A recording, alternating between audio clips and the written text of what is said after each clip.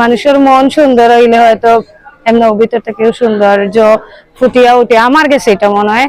আর আজকে আমি ঘুম থেকে উঠিয়া দৌড় মারিয়ে আছি, কোনো মেকআপ টেকআপ লাগাইছি না, হয়তো লাগাইতে পারে। আমি বেশিরভাগ টাইম মেকআপ ছাড়াই থাকি ভাই।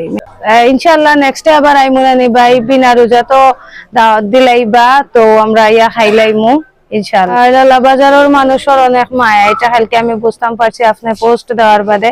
আর আমিও পোস্ট দিছিলাম, অনেকে আপনারও মনে হয় মেসেজ দিছেন যে আমি কোন সময় আইমু, বাইরেও মেসেজ দিছেন কোন সময় আইমু, আমারও মেসেজ দিরা। তো আমি আসলে কই আইছি না, রোজার মাস চাইছি না, যেহেতু এটা একটা মার্কেট ব্যবসা প্রতিষ্ঠান, কারণ অনেকে ডিস্টার্ব হইতে পারে বেশি কেন উলি দিলে। সো আমরা লুকাই লুকাই আইছি, লুকাই লুকাই যাই মুগি। বাট আপনার মায়া দেখলাম, অনেক মায়া। আমি কালকে একটা লাইভও আসলাম জিন্দা বাজার, তখন একজন ফলোয়ারের লগে দেখা হইছে। তো মহিলা কইরা যে আমি আপনার ভিডিও দেখে কেন আইছি।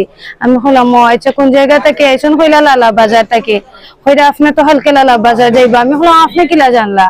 কইনা আমি গাড়িত মাত শুনছি আইতে সময় যে আপনি আইরা। আমি কইব ও তো মানে আমি জানি না, মানুষ আমার লিয়ে অত কিউরিয়াস।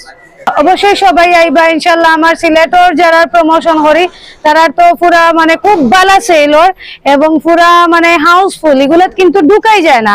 আপনি নিজে একবার গিয়া দেখবা আমার আপরকে, যে আমি যারা প্রমোশন গুলা করি অবস্থা কিটা, মানে তারা কেমন সেলর, আপনারা কিন্তু ঢুকতে পারতেন না, এর ভিতরে অত বেশি মানে ভিড় থাকে। ইনশাল্লাহ ইনো ভিড় লাগি যাব, বাইরের ব্যবসা ভালো হইব ইনশাল্লাহ, দোয়া করাম।